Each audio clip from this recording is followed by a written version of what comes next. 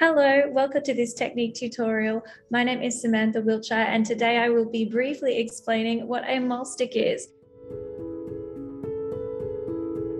And you'll see here that on my first slide, I have an example of an artist using one as part of their painting process. So today we're going to learn what one is, how they've developed over time, and how we can best use one in our own drawing practice. And these skills are really useful for preventing smudging and unwanted marks on the surface of an artwork, supporting the wrist whilst art making, and improving your level of control whilst drawing. So many people have a tendency to smudge their work and leave unwanted marks when they draw or paint.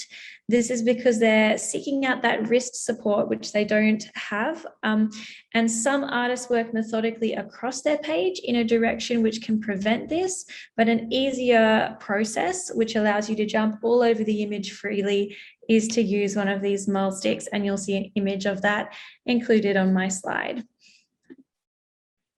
So first of all, where did they come from? Mahl sticks come from the Dutch word, which literally means painter's stick. And it is exactly what it sounds. Traditionally, these tools were a wooden stick or handle with a cork or wooden bulb wrapped in cloth or leather at the end. This bulb is designed to rest against the work. And although initially designed by and for painters, these tools with some adjustments and modifications can also assist artists in their drawing. And I'll be showing you one of mine today and talking about how I use that as part of my drawing process. And so what the artist can do is they can use one hand to stabilize that Mahl stick, and that acts as a support then for the other hand to be able to rest while producing the art without doing any smudging. Today, we have some really sophisticated types of Mahl sticks which are on the market that are available for us. And so these tools are made using more contemporary materials, and they've also edited these designs to be more ergonomical and better suited for artists and for what we're trying to do. And so here's an example of one of these products, and you'll see that it now features this nice foam handrest that this gentleman is using in the image. Many of these are also telescopic or expandable, so that you're able to adjust that length. And I think that a lot of the time people go out and they find fancy Mahl sticks, and some of them are fantastic, but you are also very much able to create your own at home. And so some of the ways that you can DIY yourself a Mahl stick include simply using a long paintbrush and manufacturing a ball at the end for yourself. And so here I have some examples from somebody's art blog page where they've encouraged some of their students to use a ball, like a foam or a styrofoam ball or a rubber ball at the end of a stick. And so they've provided some images of the ones that they've made themselves. Another option is to do something really similar to what this artist has done down here. They have a ruler that they've attached a little block to, and they're now able to hook that onto the side of their painting and use that as a hand rest as well. Another really easy option is to go to a secondhand or thrift store to purchase yourself an old walking cane or walking stick that you could upcycle. And so I also have one which is handmade that I'm going to be showing you now. All right, so now we've moved over here to my drawing station. I've got myself an easel set up and just a couple of random perspective lines and some charcoal on a page that are going to be used today for me to apply a little bit of tone and kind of demonstrate how I would utilize this tool for the purposes of drawing. But I'll start by introducing you to my Mahl stick. This is it. You'll notice that it has a hook on one end and it's nice and long, and then on the other end, it has a little bulb. And so my Mahl stick was made for me by a tutor here at Sydney Art School called Christina Ora, who's really creative. And what she showed me how to do was to get a pole of bamboo, which makes my staff over here that I hold on to. And then we got a wire coat hanger, and we took some of that wire, we bent it into the shape of a hook at the top, and we've just gone around and around and around that with some tape And then on the bottom, to make this little bulb, we didn't even attach any sort of a ball or cork or anything underneath. We actually just wrapped that tape round and round and round, so that it would be a little bit of a softer edge for me to use.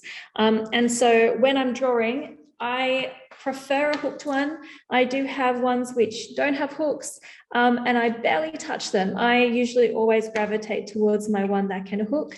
So I will pop that over the top of my drawing board or my easel, like so, and I can adjust where I would like to place it. I can pop it on an angle if I would like.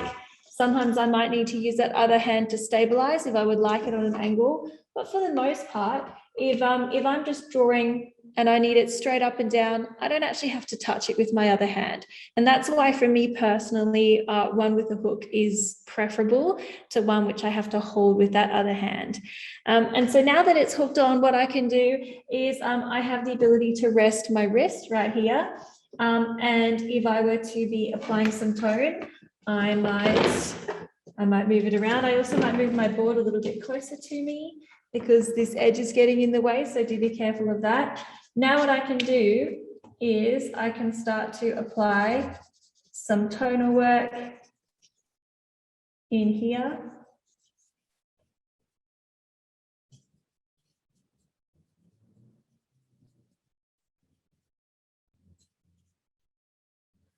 And normally what I would need to do, if I then wanted to do something kind of over here, I would end up having to kind of rest my hand like this. And I would try and be really careful if I was wanting to do tonal work over here, but chances are I would smudge. I don't know if you can see there's already a little tiny bit of charcoal on my wrist, and it gets progressively worse and worse the more tone that you have in, until you're kind of having to really balance your hand here and you're getting yourself in a big mess. And so what I could do is instead of having to swipe my hand across to put tonal work in that other area, now I can just hook it on wherever I so desire. And I can actually jump all around my page. I can go wherever it is that I would like. And so these are just as applicable for drawing as they are for painting. What I can also do is I can use the other end. And this is best used standing up with one quite as long as mine. Yours is a little bit shorter. It might be better sitting down. For me, my preference is to do this standing up. So I have lots of mobility with my Mahl stick. So what I can do is I can get the end that just has a softened bulb, and I can use that like a traditional Mahl stick if I want. And I can place it wherever I like on the actual artwork itself, and jump around in exactly that same fashion. And I could use this for painting or drawing, just being mindful, of course, that if I'm using this on a wet oil painting and it does get some paint on it, I don't want to then be transferring that pigment into my drawing process. So yeah, have a go yourself. See if you can craft something at home with a hook on it to try a hooked Mahl stick, or see if you can purchase one that's already built like this, if you'd prefer to have a go with one that gives you a little bit more stability without having to use both of your arms. Here are our image references today, and research references. And again, another credit to artist and tutor at Sydney Art School, Christina Ora, who taught me how to create my Mahl stick. And some advice about what you should do now moving forward. You should seek out some different tools which can be used to create both a handheld Mahl stick and a hooking one. And then you should test out each type and try and determine what will be best for your personal practice. Thank you so much for your time today. As usual, I am wishing you happy art making, and a reminder that the long-term goal is to find the best way that you can integrate this tool into your practice and the best type of tool that will work well for your painting and your drawing practice. And we're finishing also on this lovely little illustration by John Sargent of the back of a picture with a Mahl stick resting against it. I'll see you next time.